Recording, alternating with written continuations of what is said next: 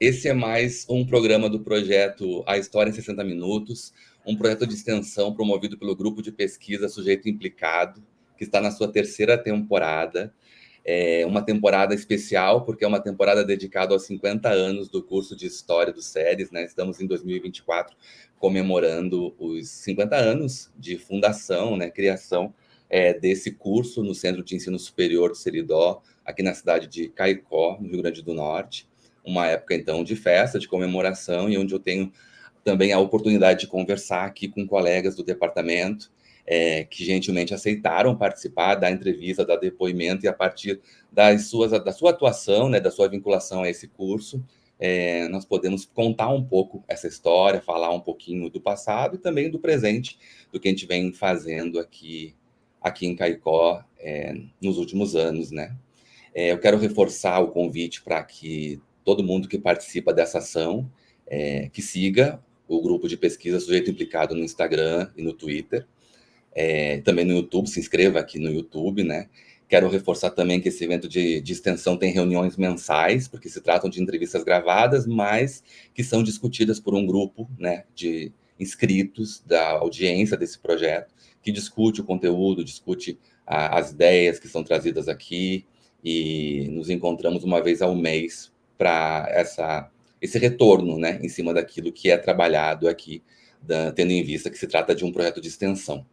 Hoje eu recebo aqui a professora Airã Oliveira, que é professora, né, do curso de História aqui já há algum tempo, professora do departamento, professora também do programa de pós-graduação em História, desde a fundação do programa também em 2019, e que é pesquisadora também do grupo de pesquisa E-Humanas, né, também uma ação, um grupo de pesquisa desse nosso curso. Airã, muito bem-vinda, muito obrigado por ter aceitado participar, e é uma alegria ter você aqui hoje e poder te ouvir um pouco. Obrigada, Evandro. Olá a todos e todas. A gente ainda repete a mesma fórmula, né, dos eventos presenciais, acho que está impregnado na gente. Muito obrigada pelo convite. Eu sou uma admiradora, né, à distância do projeto, acho fantástica a ideia. Eu sempre falo sílaba, eu acho que é mais simples. Então, obrigada pelo convite, por essa, não só pelo projeto, mas também por essa edição. Eu acho muito legal poder fazer essa espécie de balanço, né, da nossa atuação ali no SERES, um campus que nos acolheu, né? Não somos daqui, não somos da região, mas fomos muito bem acolhidos pela comunidade discente, aos poucos pelo corpo docente, técnico, é sempre uma relação gradual que a gente estabelece com o campus, né? Então, hoje, acho que eu posso dizer que há uma relação interessante de trabalho, de troca, né, de troca mútua, de crescimento mútuo. Eu estou muito feliz em participar dos 50 anos. Eu estou aqui há 8, né? Há 8. Então, eu pouco tenho a falar dos 50, mas dos últimos 8 anos eu tenho. Obrigada, de verdade. Imagina, eu que agradeço. E não, mas já é um bom tempo, né? Já tem um bom caminho aí percorrido, sobretudo porque você atua numa área também específica, que eu acho que vale a pena a gente falar sobre isso, né? E eu acho que a gente vai ter oportunidade de falar hoje aqui sobre isso, que é justamente o campo, né? A professora Airã é professora de História Antiga, né? Professora de História Antiga no departamento. Claro que atua também em outras frentes, em diálogo com outras áreas também, acho que provavelmente vai falar sobre isso, mas a área principal, digamos assim, é o campo da história antiga, né? E eu queria te ouvir, assim, como primeira pergunta, Ira, queria te ouvir um pouquinho sobre isso, sobre essa descentralização dos estudos clássicos, né? Assim, sobretudo pensando o nosso caso, que significa assim, embora o nosso curso não seja um campus que foi interiorizado recentemente, como vários outros casos, mas é um campus de interior, né? São cursos que existem nos interiores do Brasil, distante um pouco daqueles espaços que dialogam muito diretamente, inclusive historicamente, pela fundação com a Europa. Então, não estou pensando, obviamente, principalmente no Sudeste, né? São Paulo, Rio, enfim, Minas, mas as capitais brasileiras, de modo geral, também têm um diálogo, por serem mais antigos também, né? Por terem pós-graduação mais antiga. Então, era no sentido de pensar um pouco assim os estudos clássicos, na nossa experiência, né? De interiorização, né, de cursos que são mais afastados das capitais e dos grandes centros. né, que nós tivemos grande processo de interiorização, depois do Reúne, enfim, tem toda uma história da universidade brasileira que passa por uma ampliação do número de universidades nesse século, né? Então, eu queria te ouvir um pouquinho sobre isso, sobre as pesquisas de história antiga, né, encontrarem um espaço de diálogo outro, para além de uma relação direta com a Europa, mas que seja pensado também no nível nacional, digamos assim. Sim. Essa primeira pergunta já é um perguntão, né? Eu acho que é porque é o tema em se tratando dos estudos clássicos, na minha perspectiva, né, dos últimos anos. Bom, falar disso, de descentralização e da importância disso, de como que a história antiga, como os estudos clássicos se comportam nesse cenário, eu acho interessante voltar um pouquinho na minha formação, porque é uma formação representativa desse contexto, né? Eu sou carioca, formada na UFRJ, já se confunde, as identidades se confundem já, né? Mas formada na UFRJ, eu costumo dizer que fiz todo o curso sonoro, né? Toda a carreira aí de formação lá, com interfaces exatamente numa universidade europeia, na Universidade de Lisboa. Então, essa formação clássica é clássica também por ser tradicional, a formação que fiz, né? E nunca tinha vindo ao Nordeste a nada, nem a passeio, nem a trabalho, a nada. E, de repente, venho já concursada e assumo aqui. E, ao assumir, eu percebi, eu reencontrei algumas questões que apareceram para mim na UFRJ, enquanto aluna, de forma muito tênue, que era a importância de estudar os estudos clássicos, a história antiga no Brasil, por que estudar isso no Brasil? Só que aqui, lá, essa pergunta era tênue, era muito passageira, porque a gente tinha um Museu de Belas Artes quase vizinhos ao campus, né? Eu tinha atrás o Palácio... é o prédio que está atrás do IFIX, que é lindo, um palácio português, que tem enfim, esqueci o nome agora, mas que é fundamental também para pensar essa institucionalização da história, tem o IHGB, tem tudo que onde você olha, você percebe uma estátua, uma coisa com referência a esse mundo clássico, né?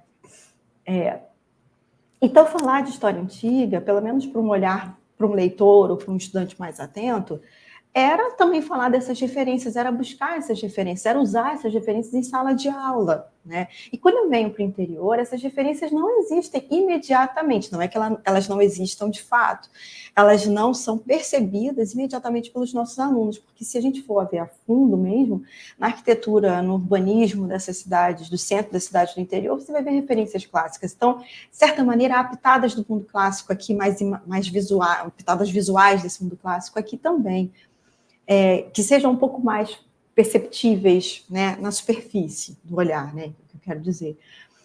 Mas essa relação eu não podia estabelecer aqui. Então, quando eu chego aqui, as perguntas são outras. Não é assim, como é antigo estudar a história antiga, né? Mas para que estudar esse negócio? Isso não tem nada a ver comigo. Isso não tem nada a ver com os meus futuros alunos, né? Porque nós atuamos numa licenciatura, né, plena, né, agora. Então, eu me vi encarando esses ecos de memória dos anos 2003, que foi quando eu entrei na UFRJ, meu Deus, na UFRJ, aqui numa outra perspectiva, né? Enquanto professora. Então, é como se os alunos, minhas alunas, meus alunos, muito sabiamente pegassem as bases da minha mesa de trabalho e sacudissem todas, sabe? Tipo, questionando as minhas certezas acadêmicas mais fundamentais, que era, de longe, passava em questionar o porquê de estudar os estudos clássicos. A monumentalidade dos estudos clássicos já existia para mim.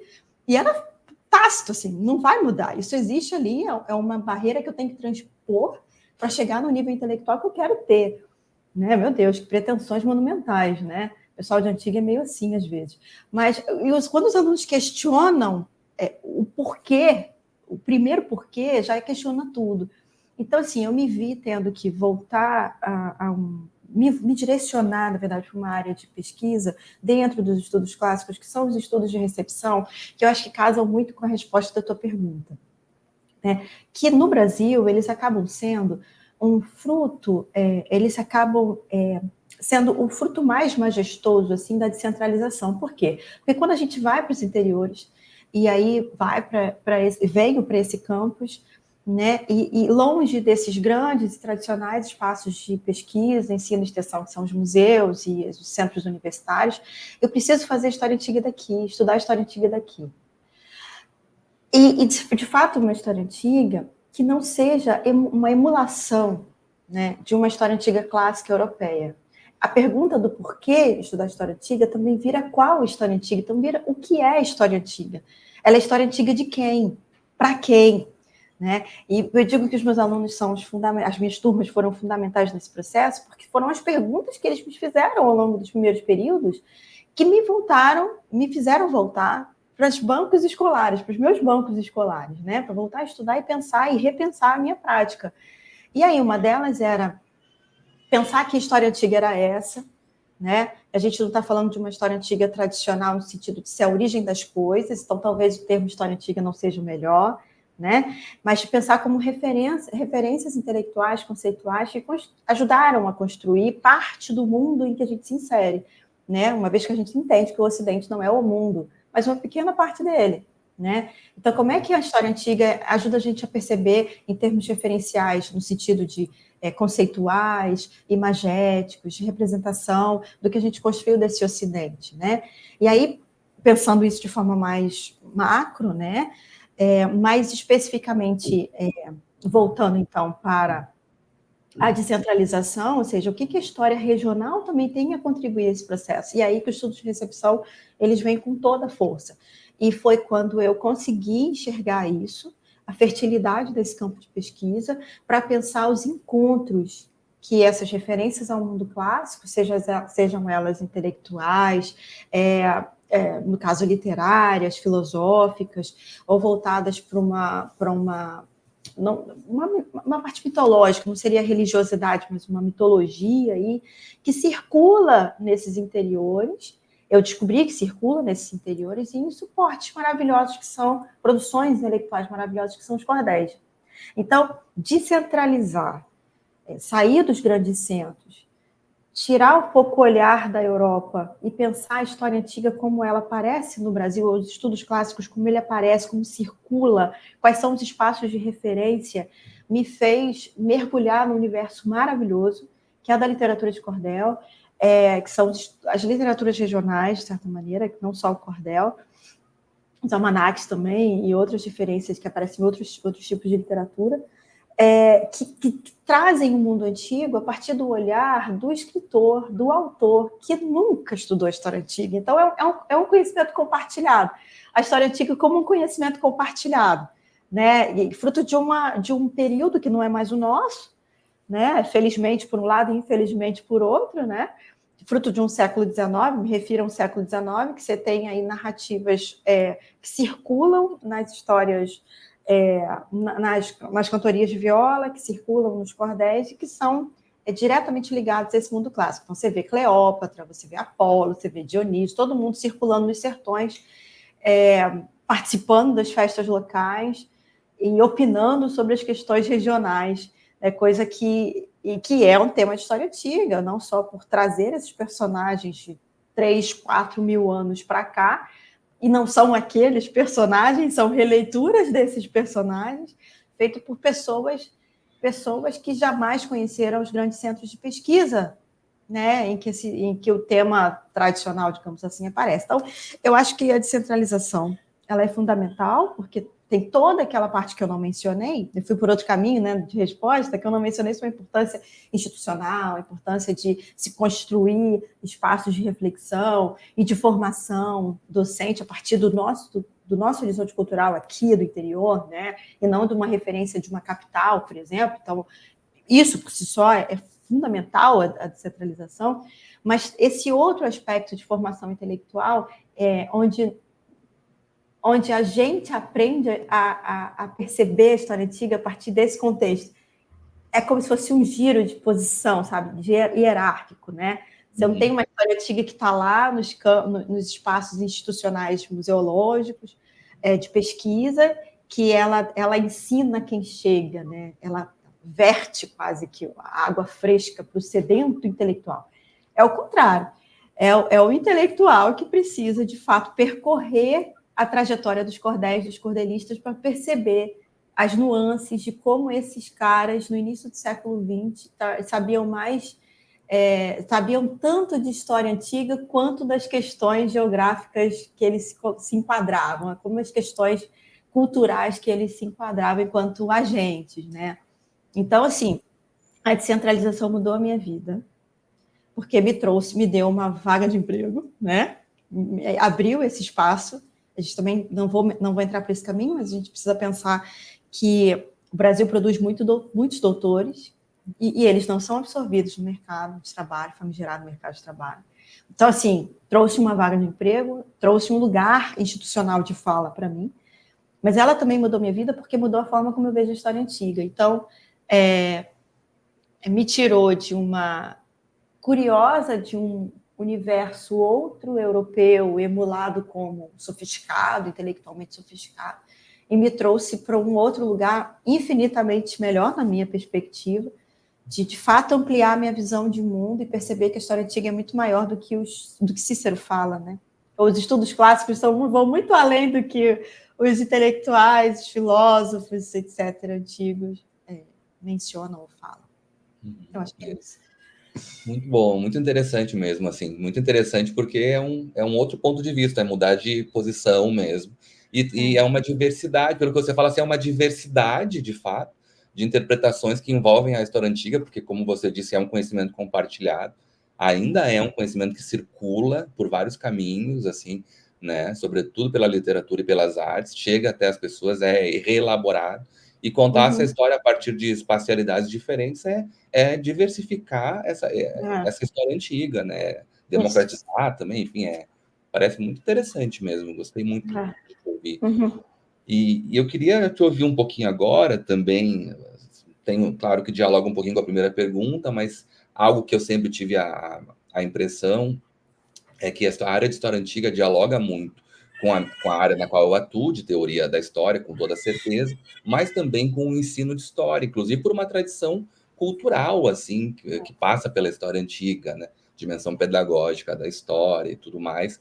E, então, eu acho que, de fato, a história antiga também está muito próxima dessa área que cresceu muito, né? A área de ensino de história cresceu, se desenvolveu, se consolidou nos últimos 15, 20 anos, mais ou menos, a gente percebe claramente por diversas ações que a gente podia mencionar aqui, mas não vou fazer isso agora, mas a área cresceu e eu fico pensando nas discussões que envolveram principalmente o lugar da história antiga, numa proposta de um currículo que fosse mais nacional, todo o debate lá que envolveu a BNCC, né?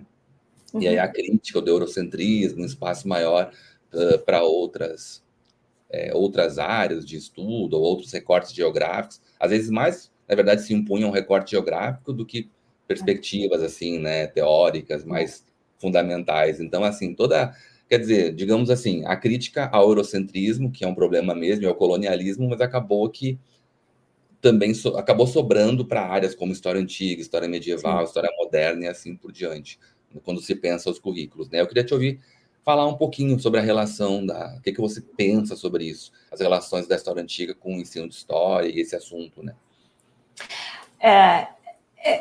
Acho que essa relação me atravessou. Acho que o ensino de história me atravessou assim que entrei, mas não foi assim que entrei, porque veja bem, a minha carreira acabou sendo uma carreira, e desculpa falar muito trazendo para minha trajetória, mas é porque é da onde eu consigo pensar, né? Mas eu cheguei, eu lembro, né, que eu fiz o concurso em 2016 e cheguei aqui em 2017. Só que em 2016 eu estava dando aula no município, em 2 municípios diferentes, distantes a 4. O primeiro município ficava a 3 horas da minha residência e o segundo município ficava a 4 horas da minha residência, quase 5. E eu não tinha carro. Então, percebam, né? Eu vim de eu estava imersa na educação básica até acima da cabeça, com todos os problemas que os nossos colegas passam de transporte, de remuneração, de desvalorização da carreira e de muita paixão também pelo que faz. Então, quando eu fiz o concurso para cá, que era era o estágio onde eu queria, de fato, chegar, eu tinha acabado o doutorado, aquela coisa toda, eu vim com essas questões na minha cabeça, né? Assim, que docente sou eu? Porque pela primeira vez, depois de quase 20 anos, eu conseguia respirar fundo e pensar na minha trajetória. Então, assim, eu consegui vencer aquela fase louca de formação, correndo atrás de um tempo que não era o meu tempo, era o tempo do mercado, era o tempo do concurso, era o tempo de dinheiro, de ter grana. E aí a gente vai fazendo, pensando um pouco sobre. E aí, quando eu consigo a minha vaga e assumo a minha vaga, é o tempo que eu respiro e falo, agora eu consigo pensar na trajetória. E aí, primeiro passo é pensar que professora fui eu, o que eu entendo por ensino de história e que professora eu quero formar, que professores eu quero formar. Então, isso foi muito latente nos 2 primeiros anos aqui na instituição. Acho que o primeiro ano foi um ano muito...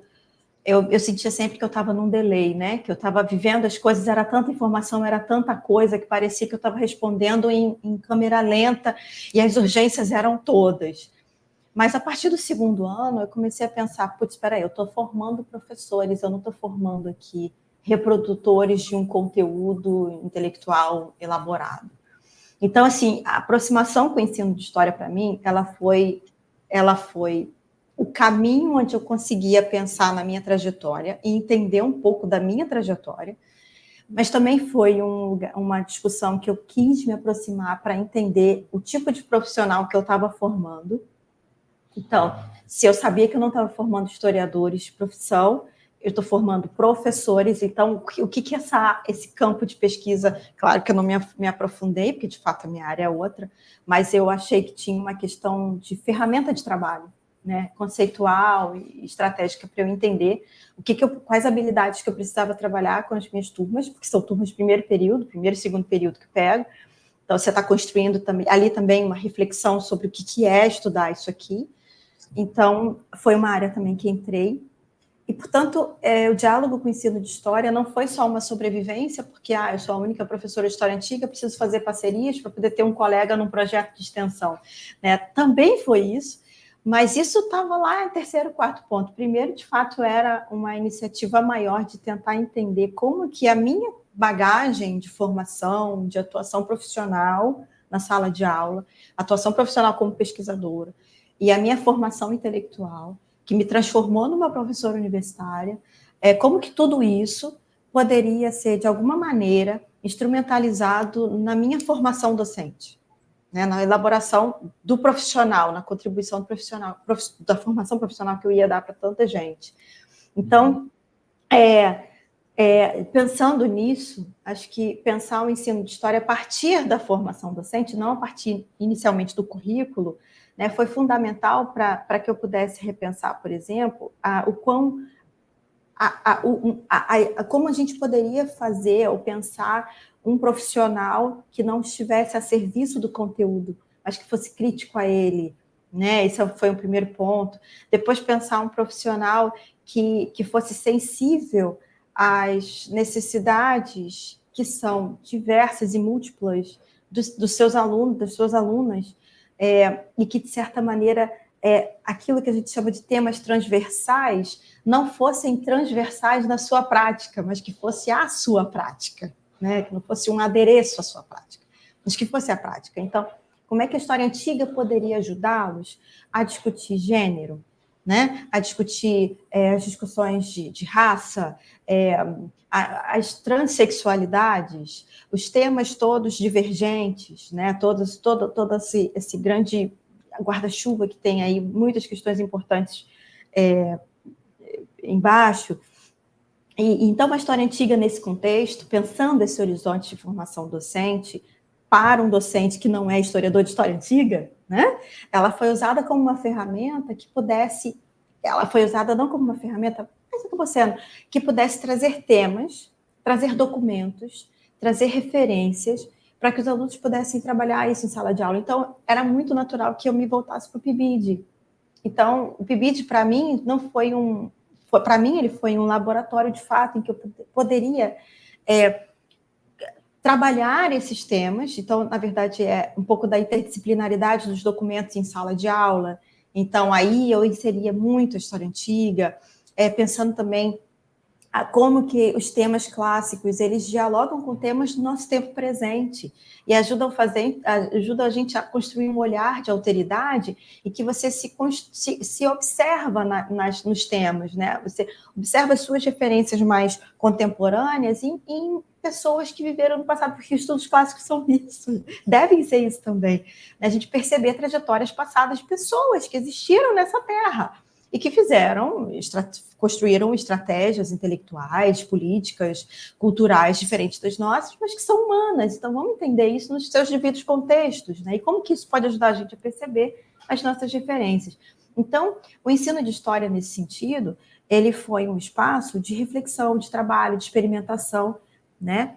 E que me permitiu dialogar com pessoas diferentes, mas também me permitiu fazer uma crítica, por outro lado, né, fazer uma crítica ao currículo que eu nunca critiquei, ou ao currículo cuja crítica, para mim, era aquela primeira parte de uma dissertação, sabe? Que você faz aquela crítica bonitona dos textos, mas que na prática mesmo você pensa daquele jeito ali.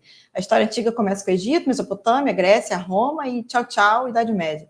Né? Você tem uma linearidade da construção dessa periodização da história antiga tradicional que construiu o currículo da minha formação.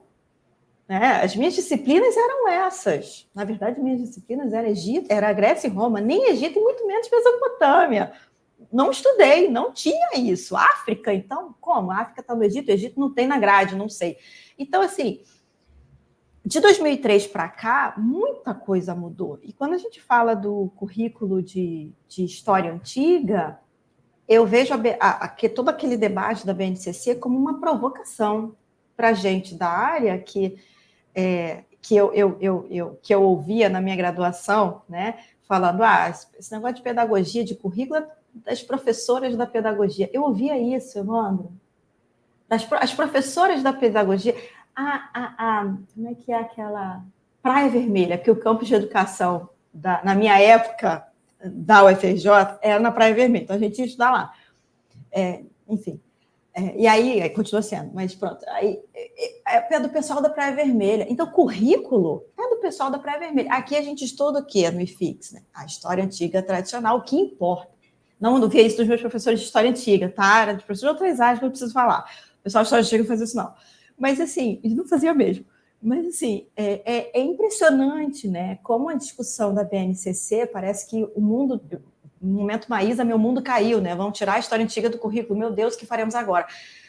Claro que não foi assim, teve toda uma discussão imensa sobre isso, mas aquela discussão foi importante para a gente enfrentar uma disputa, entrar numa disputa curricular que não é só uma defesa diária, no sentido de que precisamos ter esses temas para ter uma vaga universitária, sabe? Para ter as nossas cadeiras universitárias respeitadas. Não é isso. Tem a ver com uma visão de mundo em que a história antiga, ora é vista como um espaço retrógrado, porque vai reforçar o eurocentrismo, portanto não serve, ou é vista como um estudo intelectual demais, que é importante na construção do indivíduo, mas que pouco dialoga com a sociedade, que pouco aparece na sociedade. Então, qual é o caminho do meio que a gente precisa construir, né? Tanto desconstruindo as grandes narrativas que colocam a história antiga como início de tudo, quando ela não é, né? Início de nem para a Europa ela é início de alguma coisa. Vamos combinar, né? Porque a gente tem uma história mediterrânea que está muito, muito além da temporalidade clássica, muito anterior à temporalidade clássica. Ela é um momento, ela é um fragmento de tempo. Né? Então, como é que a gente pode desconstruir essas grandes narrativas sem perder o que importa para mim dos clássicos, que é essa produção intelectual que nos ajuda a entender o mundo como ele está hoje, porque as referências estão aqui. O problema é quando a gente só enxerga as referências clássicas no mundo, na construção do mundo atual. Esse mundo atual tem referências múltiplas. As clássicas são uma delas, né? Enfim, as ameríndias estão aqui, as negras estão aqui, as asiáticas estão aqui, estão em todo lugar. Então, a descentralização da questão anterior, acho que ela aparece aqui também, e a licenciatura acaba sendo um grande caldeirão onde essas discussões todas precisam aparecer. Aí a pergunta que não vou responder, porque acho que não é a nossa pergunta agora, seria: que licenciatura é essa? Será que a nossa licenciatura ela percebeu isso, ou ela continua marcando as disciplinas nos grandes eixos? Eu tenho história antiga, eu tenho história medieval, eu tenho história moderna, eu tenho história contemporânea, e assim sucessivamente. Será que a gente está pronto, enquanto instituição, para rever essas barreiras e construir um currículo de fato atualizado e de fato que rompeu com o eurocentrismo, ou o eurocentrismo vai ficar só na conta da história antiga? Porque o eurocentrismo não está só na história antiga, ela está no recorte do tempo que a gente coloca, que está em moderna, que está em medieval. Então, a história antiga na BNCC quase que ficou com a conta do eurocentrismo, né? Antiga e medieval, ficamos com a conta do eurocentrismo. O eurocentrismo está em todo lugar. Se a gente não mudar a forma como a gente constrói a nossa relação com o tempo, né? E o tempo passado e o tempo futuro, na minha perspectiva, né? Acho que é um pouco disso. Muito bom, muito boa resposta. E esse assunto realmente vale vários programas, assim, a gente valeria uma série só sobre isso, porque é um assunto bem difícil, bem interessante, e você sinalizou aí para vários pontos que eu nunca tinha ouvido ninguém sistematizar assim, e é bom que ajuda, assim, né, nós coletivamente a entender essa discussão desde o ponto de vista de quem estava preocupado ali, envolvido diretamente, inclusive sofrendo as consequências, como você disse também, da forma como aquele debate estava sendo colocado naquele contexto ali, né? Né? Bom, a gente vai agora fazer só uma paradinha rapidinho nessa nossa conversa aqui, para conhecer um pouquinho, nós estamos falando aqui, né, fazendo um programa especial sobre os 50 anos do curso no qual nós aqui, a Irã e eu, trabalhamos, e a gente vai ver esse vídeo agora, e depois do vídeo a gente continua.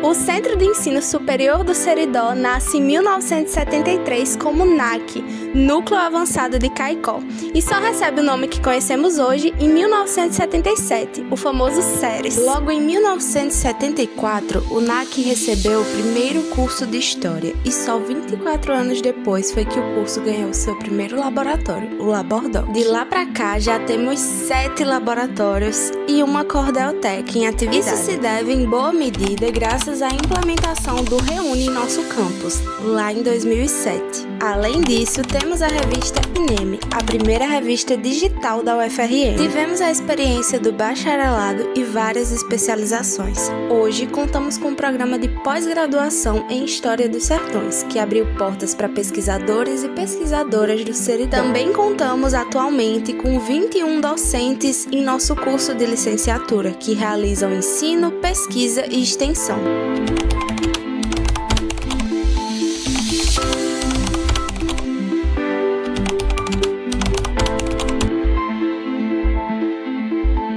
Em 2024, nosso curso de História faz 50 anos e celebramos os mais de 1.200 alunos que já passaram por nossas salas de aula e confiaram no poder da educação pública, gratuita e de qualidade para a transformação social.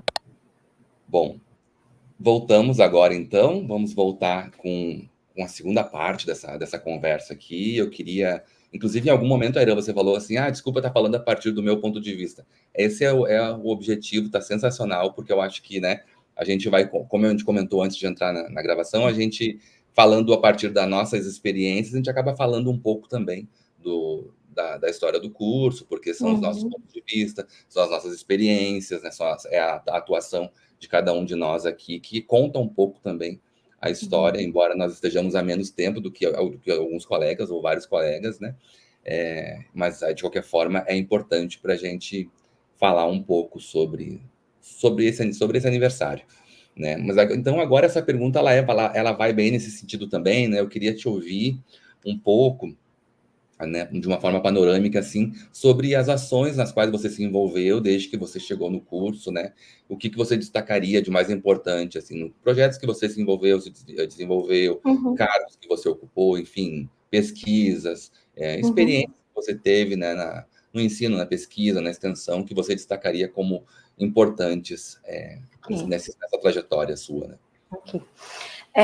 Acho que, indubitavelmente, foi, assim, acho que 2 atividades, na verdade são 3, mas uma aponta uma dificuldade, e outras 2 acho que eu consegui fazer alguma coisa. Vou começar pela dificuldade. Eu enfrentei, não sei se eu estou ainda com esse problema, vou saber depois que eu retornar, estou de licença maternidade já que isso fica gravado, né, uma memória, entra para a memória do que eu fiz na minha licença maternidade da minha segunda filha, segunda e última filha.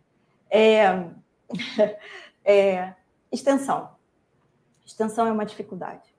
Por que é uma dificuldade? Para mim foi uma dificuldade. Eu tive um projeto de extensão em parceria com o Laboratório de Arqueologia, que era para fazer material didático, pensando o conceito de cultura material e pensando como que a gente podia produzir um jogo didático para discutir história antiga, e no final a gente até abriu mão desse tema e ficamos mais no tema da arqueologia, porque aqui a gente tem estudos fortíssimos de arqueologia do Seridó, mas a dificuldade foi não só de execução do trabalho, mas também de trabalhar interdisciplinarmente, não com arqueologia, mas com sistema de informação, porque a gente, no final das contas, tivemos a ideia brilhante de fazer um jogo digital. Por que eu digo isso? Não pelas pessoas envolvidas. A minha avaliação crítica não tem a ver com as parcerias com os professores, com os alunos, com os cursos, não tem a ver com isso. Tem a ver com a correria que é atuar como professor universitário de graduação em qualquer campus, mas especialmente no campus do interior. Porque nós não fazemos só dar aula. É um sonho. Acho que o sonho do professor universitário seria, querido, você vai dar aula. É aula. Pesquise aula. Pensa só nisso. Aí você faz extensão. Mas não é só isso. A gente tem 300 reuniões, a gente tem aulas, obviamente, é a parte prazerosa do processo, mas você tem cargos que você precisa mesmo. A dedicação exclusiva inclui isso. Você não pode dizer não quero. Você pode dizer não quero por um tempo, mas tem hora que você vai ter que querer. Então, a sua agenda fica extremamente lotada, onde a extensão bem feita é aquela que você está na universidade, que você vai para a comunidade, seja como for, no museu, numa escola, não sei o quê, onde a coisa aconteça de fato e a interseção, o caminho do meio, seja construído por todos os agentes desses múltiplos horizontes, é difícil fazer. Então, eu parabenizo quem consegue fazer. Eu ainda não consegui. Eu quero, mas eu não deixo de tentar. Então, essa tentativa me fez perceber a minha dificuldade e me fez tentar pensar outras fórmulas, como essa, por exemplo, que você está fazendo. É extensão, esse projeto aqui que a gente está, é extensão, e que está sendo bem executado. Então, assim, uma das dificuldades que eu tive nessa trajetória, esse projeto especificamente foi em 2019, eu também estava muito nova na universidade, então ainda estava meio que me achando, então, enfim, ficou na memória, como algo que me trouxe essas lições e outras. Mas, de fato, uma atuação que eu consegui enxergar, que eu cresci e ajudei pessoas a crescerem, ajudei coisas importantes a acontecerem, foi a PIBID, indubitavelmente, que eu coordenei 2 editais. O PIBID mudou muito a minha forma de enxergar a docência, mas também a minha forma de enxergar a universidade e a importância da universidade para a comunidade. Então, ver a sala de aula, e é isso que me encantou, né, de perceber como eu saí da educação básica muito recentemente, naquela época, né, em 2016. Eu tinha muita coisa na cabeça e eu via que o PIBID era um lugar onde eu podia dar testar respostas para os problemas que eu tinha identificado. Então, a extensão que o PIBID me permitiu fazer, e eu sou muito grata por isso, foi no momento em que eu estava repensando a minha prática, eu podia tentar bolar estratégias para os problemas que eu enfrentei em termos de conteúdo, em sala de aula, ferramentas para fazer um ensino de história mais palatável, mais interessante, mais atuante socialmente, eu pudesse testar com os alunos. Então, o PIBID foi grandão na minha trajetória nesses últimos anos, sabe? Ele foi fundamental para mim. Eu coordenei 2 editais, um edital e meio, né? E mais de 30 pessoas alunos passaram por ele. Então, fora os alunos da educação básica atingidos, os colegas da rede básica também alcançados. Então, eu fico muito feliz por isso. E dessa atuação saiu um livro, né? Eu editei um livro com a experiência docente dos alunos, de alguns alunos que quiseram contribuir. Então, não é só uma marca institucional, como coordenação, mas também é uma marca intelectual, porque eu quis colocar na minha produção acadêmica o PIBID lá, sabe? De alguma maneira, como memória de tudo que foi feito. E eu me emociono sempre do PIBID. O outro cargo, então, foi a coordenação da licenciatura, né? Que veio em decorrência também dessas reflexões que eu falei até agora, mas foi uma coordenação que, infelizmente, eu não consegui colocar em prática tudo que eu queria, porque veio a pandemia. E aí, o que eu queria colocar em prática? Eu queria tentar construir um espaço... eu queria construir 3 coisas. Primeiro, era uma relação mais próxima da instituição, em termos burocráticos, com os alunos, com os estudantes. Eu queria encurtar o processo das demandas, eu queria que os alunos entendessem os processos que estão lá no regimento acadêmico, que estão lá nas normativas, e que eles nunca leem, e queria construir alguma coisa para que eles pudessem saber dos seus direitos e dos seus deveres. E quando viesse uma demanda, ele soubesse, por exemplo, que ele pode abrir uma reclamação para o professor na ouvidoria, e que a coordenação precisa encaminhar. Né? Enfim, eu queria que os processos fossem mais reconhecidos pelos alunos, né? E que eles vissem a coordenação como um parceiro nisso. Não que não vejam, mas eu chegava até mim demandas que eu percebi que isso precisava ser um pouco mais refinado. Outra coisa também que eu queria fazer, e que eu comecei a fazer, mas que depois eu acho que se perdeu, era fazer uma articulação, uma rede de articulação com as outras coordenações da licenciatura da universidade, não de um campus do interior. Porque, para quem não sabe, na universidade, na UFRN, tem a Cordelice lá, em Natal, que é uma coordenação que trabalha com as licenciaturas. Mas, então, acaba sendo um setor, vou falar um órgão, não sei institucionalmente qual é a autonomia que tem, mas um espaço de reflexão onde as questões das licenciaturas são tratadas. Então, problemas de estágio, problema de formação, problema de parceria, você tem lá quem conversar. Aqui no SERES, até durante a minha gestão, não tinha uma cordelice, uma reunião onde a gente pudesse só conversar com os coordenadores das licenciaturas, dos problemas das licenciaturas, algo que não fosse pelos corredores, algo que não fosse porque eu te conheço, que você é meu camarada, algo que não fosse num CONCEP, no Conselho de Centro, no CONSEC, mas que fosse dedicado para a licenciatura e para os seus problemas. E acho que isso precisa melhorar para que a gente tenha uma licenciatura que ande no mesmo caminho, né? E práticas docentes, no que se refere à formação docente, que sejam ao menos alinhadas ou ao menos emparelhadas, né? Cada uma na sua, mas rumando numa mesma direção. E o terceiro ponto, e aí tem a ver com extramuros, né? A gente, de fato, ter uma relação melhor com as redes de ensino, né? Com a rede estadual, com as redes municipais, com as redes privadas. A gente não pode esquecer o que acontece nas escolas privadas, né? E muitas coisas acontecem nas escolas privadas, assim, em termos de sobrecarga docente, em termos de colocar estagiário para dar aula no lugar de um professor, em termos de desvalorização do currículo pelas apostilas. Então, quer dizer, a gente tem um caminho aí nas licenciaturas, regionalmente falando, como que a universidade ela pode ainda, de fato, estar muito entranhada. E por que eu digo isso? Porque quando a gente chegava com um projeto do PIBID, da residência, ou de extensão numa escola, falava, eu ouvi isso. Vocês estão chegando agora, mas cadê a universidade quando a gente precisa? Vocês lembram da gente quando a gente... lembra que uma escola existe quando vocês têm um projeto que tem que executar numa escola. E se não tiver um projeto para executar na escola? Então, não lembra que a gente está aqui? Então, isso me tocou profundamente. Então, assim, profundamente mesmo, porque eu falei, caramba, eu mudei de lado? Quando que eu mudei de lado?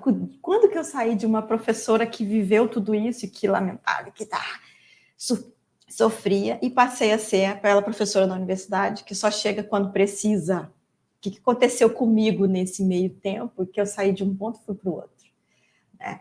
Então, eu olho isso, eu acho que o curso de História, eu acho que a minha trajetória no curso de História nesses últimos 8 anos, está vendo, foi muito visceral, entendeu? Foi muito visceral. E quando eu olho para as minhas publicações, eu fico, tem só 30% disso, tem outro por cento que não vira texto, vira a construção do indivíduo, da indivídua, não sei, que eu sou agora, entendeu? Mas é assim que eu vejo essas atividades, como elas me tocaram. Muito bom também. É por isso que eu disse, assim, né? Te ouvir também é passar por um percurso de um trabalho, de projetos, de coisas que se realizam. Acho que nós somos muito contemporâneos, né? Eu cheguei só um ano antes de você no curso, então são experiências bem parecidas, assim, de projetos, como a realidade se apresenta, coisas que dão mais certo, coisas que a gente faz parcialmente e que depois outros colegas vão poder continuar, se for gestão, ou a gente mesmo vai poder adaptar, se for extensão ou pesquisa. E a prioridade da sala de aula, né? É isso mesmo, prioridade do quanto é importante para nós esse espaço do ensino, né? Bom, mas você mencionou também né, a licença, mencionou a chegada da Cecília, sua segunda filha, e eu quero agradecer aqui, porque mesmo nesse contexto de afastamento, a professora Irã aceitou gravar, né, fazer parte dessa comemoração dos 50 anos, nesse ano de 2024, e eu não queria perder a oportunidade de falar sobre isso, assim, porque a gente tem visto, eu tenho acompanhado um pouco essa discussão, em alguns eventos, isso inclusive acho bacana na nossa área, alguns eventos já pautando isso, a questão da maternidade e do trabalho, da relação do trabalho com as mães pesquisadoras, e eu acho um assunto muito sério, e eu quero aproveitar justamente o contexto e a experiência que, né, Aira, você está tendo nos últimos anos, e queria te ouvir um pouquinho sobre isso, sobre as condições de trabalho para as pesquisadoras, professoras. Acho que se fosse só professora, quem atua só não é um bom termo, assim, quem atua exclusivamente na sala de aula já é um desafio imenso, porque você enfim, tem filho e tem um monte de gente demandando a sua atenção. Mas aí tem ainda a dinâmica da pesquisa, que no nosso caso obrigado, se impõe, né? Se impõe no trabalho, e envolve todos os problemas do produtivismo, da competitividade, onde tem aí um corte de gênero, afinal de contas, a experiência biológica propriamente do ter um filho marca as mulheres de uma outra forma. Então, eu queria te ouvir um pouquinho sobre essa experiência, sobre o teu ponto de vista sobre isso, né? E sobre o fato de estarmos falando mais sobre isso também agora, né? Eu acho que não tinha um outro momento mais interessante para eu gestar. Eu fico feliz, porque assim, e por que eu estou falando isso? Porque eu fui mãe a minha primeira vez com 37 anos. A minha trajetória é uma trajetória interessante da minha perspectiva, para eu pensar, é interessante para mim, para que eu pense. Porque eu venho de uma formação de um fôlego só. Graduação em 2003, mestrado em seguida, doutorado com uma experiência no exterior, né?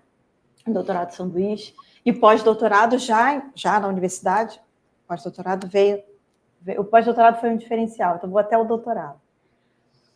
Onde eu posso dizer, o privilégio de conseguir fazer toda essa trajetória como estudando, sem trabalhar, por exemplo, numa outra área, né? Mas todos os meus trabalhos foram na minha área. Eu digo que é um privilégio, porque, infelizmente, o mercado de trabalho para o jovem professor é muito para todos os jovens, né? Mas assim, é concorrido, você está muito angustiado, muito ansioso, aquela coisa toda. Então, eu consegui fazer isso sem ter uma família constituída ainda. Hoje eu vejo isso como algo positivo. Hoje, porque foi a minha trajetória, mas por muitos anos não foi. Porque eu não adiei a maternidade propositadamente, não foi de propósito. Aconteceu na minha vida aos 37 anos.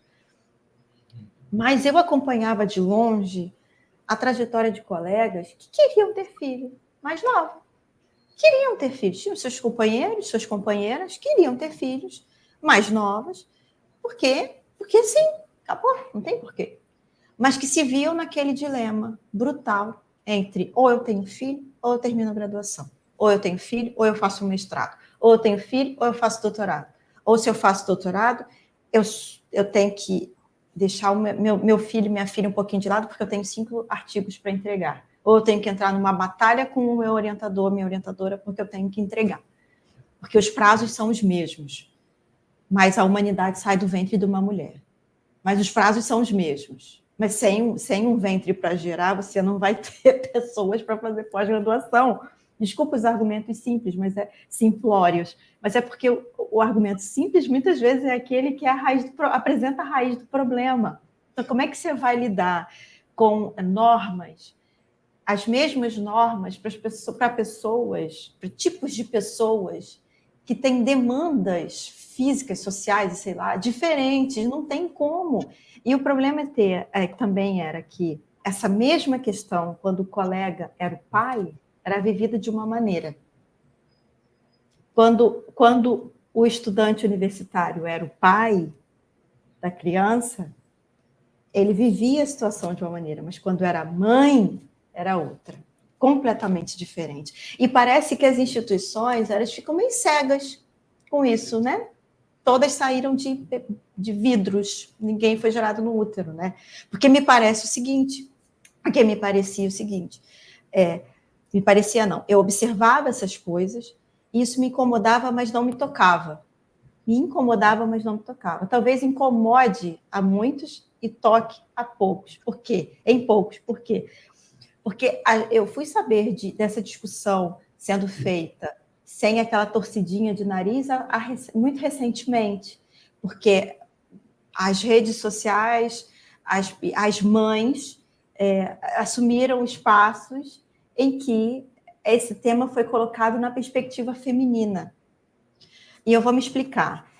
Faço menção aqui, recentemente, ao caso de uma pesquisadora que é mãe e que teve a sua bolsa CNPq de produtividade negada, e um dos argumentos usados foi de que ela teve filhos, atrasou a produção, né? Enfim, ficou com menos produção do que deveria, e que ela poderia, então, daqui a 2 anos, sei lá, daqui a um tempo, retornar à sua solicitação de bolsa, enfim.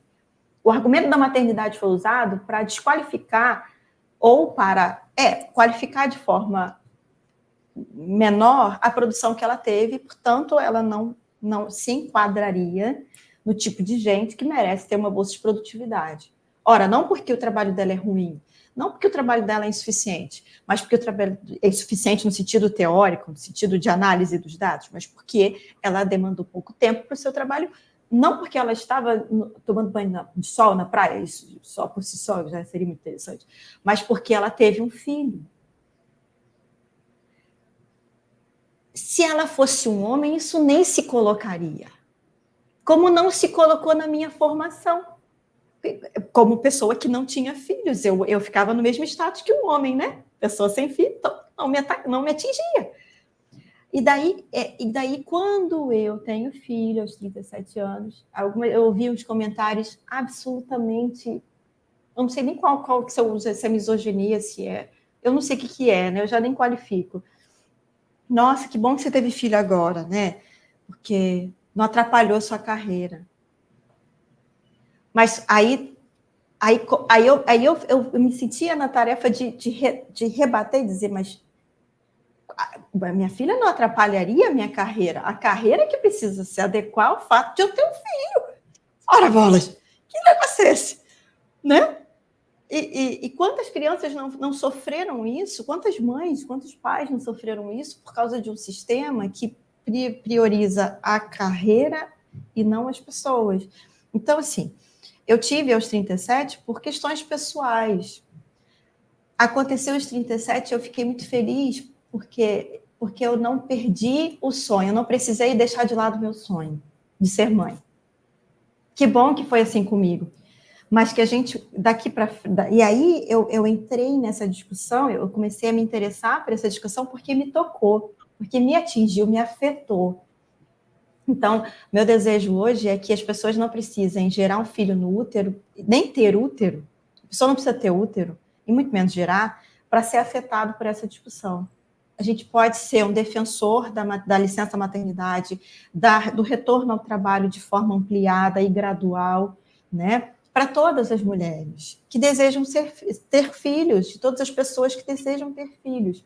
E aí eu fico feliz, assim, por isso que eu falei no início que eu estou muito feliz de digerir, de acompanhar agora, né, o crescimento da minha filha, porque institucionalmente a UFRN, né, acho que se não me engano foi no ano passado, tem uma nova normativa que beneficia ou que facilita o retorno da licença maternidade para a servidora, né, aos poucos ir retomando a sua carga horária. Eu acho que é por 6 meses após a licença maternidade, ela tenha esse benefício de ter uma carga horária reduzida, além do próprio do direito que nós temos ao salário maternidade, ao benefício, né, da maternidade nos nossos salários. E aí é para todos os servidores, né, mulheres e homens. E eu fico muito contente por isso. Mas, assim, em termos mais amplos, que não tem a ver com a minha experiência, nem com a minha instituição, acho que o momento é ímpar para a gente discutir as regras dessas agências de fomento, né? Discutir institucionalmente se de fato as regras precisam ser as mesmas para todos os tipos de pessoas e que a maternidade ela seja acolhida como parte da dinâmica humana. E que, portanto, os nossos prazos sejam diferenciados, porque é difícil pra caramba gerar uma criança no útero. E é um tempo que você demanda e que você precisa ter como investimento. Então, assim, as minhas filhas hoje, para mim, são investimentos da minha vida, da minha construção enquanto ser humano, né? Mas eu preciso dizer, né, é extremamente difícil a gente manter o nosso nível de produtividade se esse nível continuar o mesmo que é para todos. É simples assim, porque e outra, durante a licença maternidade, na minha primeira licença maternidade, porque eu tive minha filha e depois fiz o pós-doutorado e tive minha outra filha agora. Então eu estou desde 2021 nesse processo, né, nesse contexto. Eu consegui publicar um texto numa revista A1, que foi o grande texto dos últimos anos, pela qualidade da entrevista, da revista, e eu fiquei assim... E como que eu fiz esse texto? Eu fiz esse texto gravando parte dos meus argumentos no áudio, enquanto eu amamentava minha filha. Eu fiz o texto lendo de madrugada, fiz o texto desse jeito. Quando eu vi o aceite do texto, eu chorei. Porque eu falei, não tem a ver sobre a minha capacidade. Não tem a ver sobre a minha capacidade ou não, que diminuiu. Pelo contrário, ela aumentou, porque eu me tornei muito mais seletiva no sentido do tempo que eu vou dedicar às coisas, né? Tem que valer a pena para eu poder ter... Para ter minha atenção, tem que valer a pena, né? Então, eu não queria que isso fosse privilégio meu, mas eu queria que isso fosse que isso alcançasse a quem define, que nem sempre a gente define as coisas, né? Mas que uma fala como essa, por exemplo, chegue em quem define, e que a gente possa levar como política pública. Como é que pode ser feito isso no nosso departamento, a licença maternidade não ser um problema? E aí, publicamente, eu quero agradecer, porque na minha primeira licença maternidade eu consegui fazer o pós-doc depois, porque você trocou comigo a ordem. Imagina. Não, mas é uma forma como pessoas que não têm útero, que podem, nessas condições, podem contribuir assim. Se você pode tirar dentro do seu regime de trabalho, você pode trocar com um colega, troque com a colega. Você, né, ajuda de alguma maneira. Porque todos nós, o que seria de nós, o que seriam das nossas mães se isso tivesse sido feito por elas? Será que as nossas mães teriam as trajetórias profissionais que tiveram se elas tivessem apoio? Eu digo a minha mãe, que não conseguiu fazer uma graduação, que teve que sair do trabalho. Não, a história de vida dela seria diferente, com certeza, se alguém tivesse se colocado no lugar de uma mãe, mesmo sem útero. Né? Então, assim, eu acho que é uma empatia, já que é a palavra do momento, né, que seja de fato, e não teórica e nem de redes sociais. Né? Acho que seja de fato. O teu depoimento é muito importante, eu tenho certeza, Ira, que ajuda muito a chegar, como você disse, a quem Uhum. tem poder de decidir isso, né? E É. eu também vejo assim, eu te ouvindo, foi passando um filme também na cabeça, porque os contextos vão se confundindo, contextos positivos, assim, do meu ponto de vista, que são os debates que envolvem toda a questão de gênero na nossa área, É. que foi, na verdade, a primeira vez que eu ouvi uma mesa, era uma mesa de história, onde o assunto era esse era o tema, foi num evento daquela Rede Então, Humanas, né, que liga uhum. historiadoras brasileiras, né? Então, assim, o debate sobre gênero, muito importante, e também o contexto da pandemia, que eu acho que fez muita gente entender, inclusive quem não tem filho ou quem não tem útero, a entender um pouco o desafio que é, que aí o trabalho foi para dentro da casa das pessoas, no nosso caso, das professoras, né? E a gente começou a ter uma ideia da dificuldade que é, do desafio que é administrar uma vida com filhos e atender a tudo que a docência demanda e a pesquisa nem se fala, com essa insensibilidade, essa ideia da imparcialidade da regra, como se fôssemos todos iguais, e não somos, né? Não somos iguais nas nossas experiências, não somos iguais nos marcadores sociais que nos atravessam, tem tanta coisa. E só assim, um adendo que pensei aqui. Isso eu me referi à gestação, que foi o processo que eu passei. Mas a gente também precisa pensar na adoção e nas pessoas trans, nas mulheres trans, que não têm útero, mas que têm um filho, que podem ter filhos. Homens trans que podem ter filhos. Então, assim, também o corte do útero não é o corte, né? Mas o fato de ser tutor de uma criança e das implicações que isso dá. Porque uma mãe adotante vai ter um pai adotante vai ter a mudança da estrutura da nossa vida tamanha que a publicação dele vai mudar, a produtividade vai mudar. E aí? Vai mudar? Até que ponto essa mudança vai ser tolerada? Esse é o ponto. Vamos tolerar, não é tolerar, mas é você entender que há uma mudança estrutural de vida. E essa mudança estrutural de vida não se resolve com uma norma, né? É o tempo que vai mudar, né? Enfim, desculpa, mas agora simbora. Mas porque eu pensei nas pessoas, nas minhas amigas trans, eu pensei, mas se fosse fulana a ter um filho, o corte de útero ia ser o corte? Não pode ser, né? É outra coisa. Mas foi bom porque você reforçou com mais um exemplo a questão que você colocou da diferença entre as experiências e que como, enfim, as regras todas aí que envolvem a pesquisa tem que ter sensibilidade e levar em conta essas diferenças, que elas existem e elas são, assim, basilares, elas são, como você disse, assim, como você começou a resposta, é um argumento simples que dá a raiz do problema, aquele argumento, ele é simples, mas ele define tudo, ele é inevitável, ele está colocado como no princípio, assim, da realidade, né?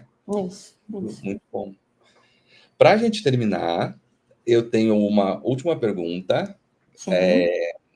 Essa pergunta que também vai ser um pouco padrão, assim, né? Eu tenho feito e vou continuar fazendo, porque é só para amarrar mesmo assim a entrevista e ouvir um pouco livremente, totalmente livremente, assim, quem está dando a entrevista aqui, né? No seu caso, você é nossa convidada, para falar como é que você tem visto. Acho que você falou, mas inclusive já fez essa recuperação a partir da sua experiência ao longo da entrevista de um jeito bem, bem legal. Mas queria que você colocasse um elemento a mais sobre assim, século XXI, a gente aqui atuando, nos formamos, estamos atuando, né, mais de 2 décadas já é pouco em relação a um século, mas já é alguma coisa. E né, já aconteceu muita coisa. E aí eu queria te ouvir um pouquinho, olhando para a sua área de atuação, olhando para a história, né, como é que você vê assim, o que é a história, o que tem sido feito da história nesse século XXI, e para fechar aí no finalzinho mesmo, a última coisa, que você deixasse uma mensagem para o nosso curso, sobre os 50 anos do curso de História no SERES. Eu lembrei aqui daquele programa Provocações, com a Zambuja, sabe? É a Zambuja, né? A Bujan, a Zambuja, ainda bem que ele não está aqui por mim. É esse aí, é o nome difícil, né? O meu nome difícil, eu entendo nomes difíceis, mas eu tenho dificuldade de pronunciá-los. Mas, enfim, cara, que eu ficava assim, ouvindo, aí vinha aquela pergunta no final que você ficava, caraca, ele é inteligente pra caramba. Eu adorava esse programa. Mas é essa pergunta aí, bicho, porque, cara, quando eu falo de a história do século XXI, E qual é o meu ponto de vista sobre essa história? Eu fiquei pensando, quando eu vi essa pergunta que você me comentou dela, eu fiquei pensando muito o que era a história para mim.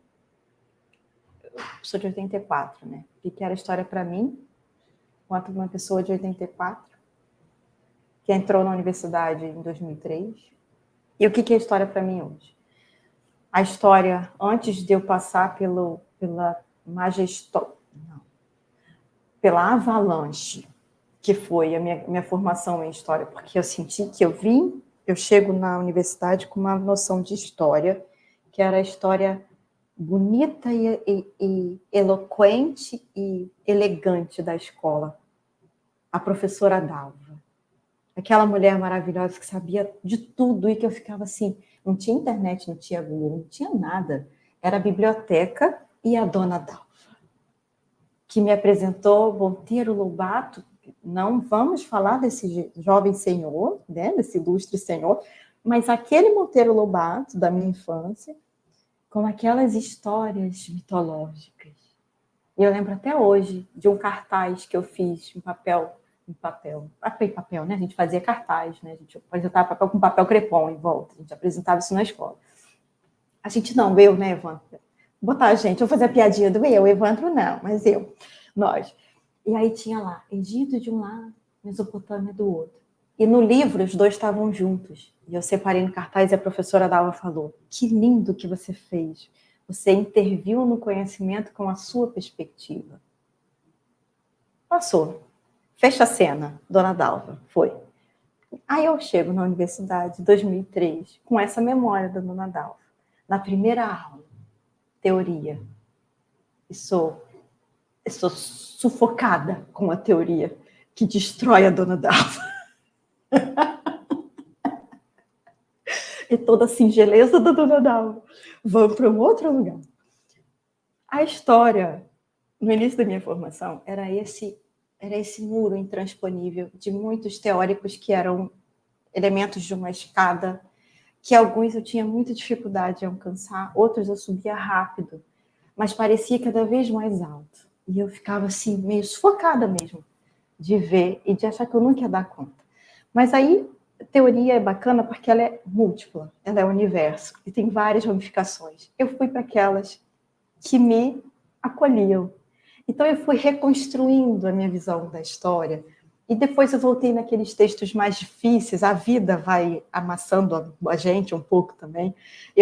Algumas experiências pessoais me levaram a ler os existencialistas, os filósofos, e a coisa foi amaciando, você vai bebendo um vinho, a coisa vai passando, você vai ouvindo a música, a coisa vai passando, e a minha relação com a história foi se tornando uma relação de autoconhecimento.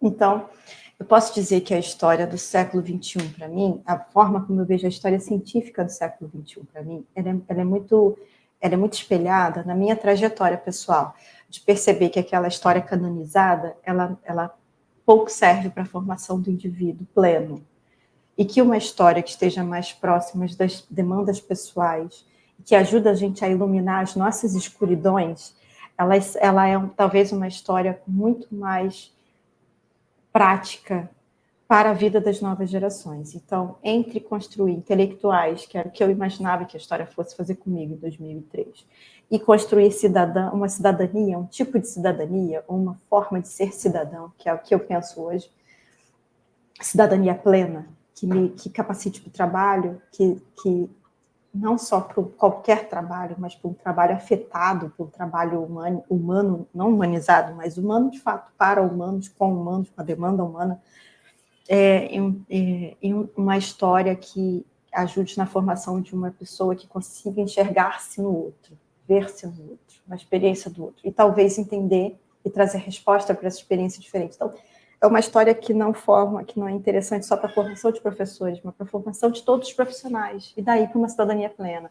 Então, eu vejo que o papel da história no século XXI, nos bancos escolares, nas instituições escolares, ela precisa se revitalizar no sentido de não falar de tecnologia, pura e simplesmente, mas perceber como que ela pode contribuir para reformular um olhar humano sobre si mesmo, que foi depauperado por um século XX repleto de experiências de guerra.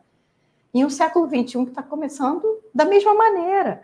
Então, o que está acontecendo com a gente, enquanto humanidade, que a gente não consegue, aquela quase perspectiva retórica, de não aprender com o que passou, né? De buscar analisar a trajetória e pensar novas soluções. A gente está usando as mesmas soluções que deram errado para as questões do tempo presente. Então, a gente pode pensar na guerra, a gente pode pensar nas migrações, a gente pode pensar na pobreza, a gente pode pensar na reformulação urbana. Cadê as novas respostas? E aí eu acho que a história do século XXI, ou a nossa história hoje, nos nossos lugares de atuação, ela precisa ser uma história que ajude o ser humano a pensar novas soluções. E aprender com o passado, sim, por que não? Né? Então, acho que a história pública é importante, é super importante, mas pensar também como que as reflexões teóricas que a história nos permite fazer a partir da interdisciplinaridade, etc., ela pode ser replicada no contexto da formação das novas gerações. Como é que a gente faz isso? Eu não tenho resposta, mas acho que a gente podia construir alguma, né? Junto com a filosofia, que não deveria jamais ficar fora, a sociologia, a antropologia, que não deveriam jamais estar fora do currículo da educação básica, né? Com a física, né? Com a matemática. Então, eu acho que a história do século XXI é uma história que, para mim, precisa ser mais humana, menos teórica. E isso não quer dizer que ela vai deixar de ser teórica, mas talvez ela seja mais prática, mais próxima do indivíduo, e não daquela ideia de não era palácio de cristal, a minha imagem era um muro de tijolo mesmo. Cristal você pega, se você souber, você pega um negocinho ali, e já quebra tudo. Tijolo não. Tijolo é mais pesado. Então, a mensagem que eu deixo para os séries, assim, mensagem sobre os 50 anos de série para os séries não quer dizer nada, ou quer dizer muita coisa, mas a mensagem é que a gente que a gente de fato aprenda a ser mais humano, que o nosso campus seja humano, que os nossos departamentos sejam mais... Aí, quando eu falo humano, eu fico até preocupada, porque o humano tem a parte boa e a parte ruim, né? Também a gente pega as nossas demandas pessoais e coloca como regras, né? Mas que a gente seja um pouco... É aquela famosa balança que é super difícil de alcançar, né? Mas que estejamos uns para os outros e estejamos juntos para a comunidade. E que a gente entenda o nosso papel social, a responsabilidade que a gente tem enquanto instituição. Que para mim não é uma responsabilidade virtual, é responsabilidade de fato. Eu tenho isso na minha cabeça, assim, como boa capricorniana que sou, né? Eu estou aqui por um projeto, e esse projeto está além de mim. Então, assim, mas está comigo. Então, assim, sem me deixar de lado, sem deixar minha vida, minhas interações de lado, como é que eu posso contribuir para a construção de um séries mais forte e cujo diferencial seja a qualidade do trabalho que produz, mas a qualidade do profissional que forma? Né? Acho que é por aí que acho que a gente pode pensar para mais 50 anos. Putz, grila, muito tempo. Mais um ano. E é isso. Metas reais, né? Vamos lá.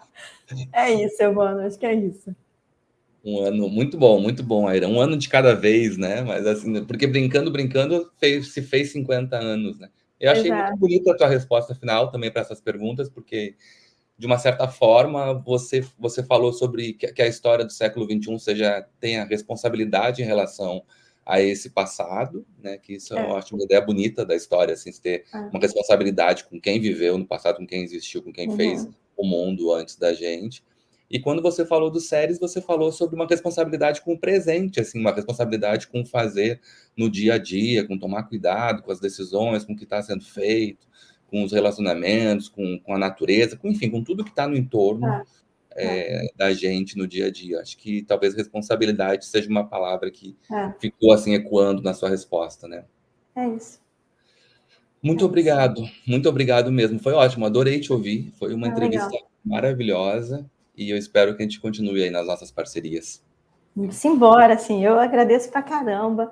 Eu agradeço a você, agradeço a Cecília, porque eu já ouvi que ela chorou umas 3 vezes, já ouvi 3 batidas na porta aqui, eu meio que ignorei, falei assim, não vou conseguir. Mas eu agradeço muito, Evandro, muito, porque essa entrevista veio num momento em que eu tô, você sabe, né, eu tô repensando tanta coisa, E chega aqueles momentos da vida que a gente fica assim, sei lá, né, avaliando o que a gente já fez e pensando o que a gente vai fazer. Então, eu agradeço a oportunidade, agradeço a tudo, né, a tudo. E a gente está aqui, simbora, que a vida é pouca. A vida é pouca, né? Tem que viver agora, né? É isso aí, é isso mesmo. Bom, muito obrigado de novo, foi ótimo, e eu quero convidar quem acompanha esse projeto, né, que continue assistindo, né, toda terça-feira aqui as entrevistas, e aqui a gente vai assim, né, até o final do ano, até o Natal, se tudo der certo, vai dar. Valeu, obrigado, até uma próxima. Até. Beijo. Tchau. Beijo.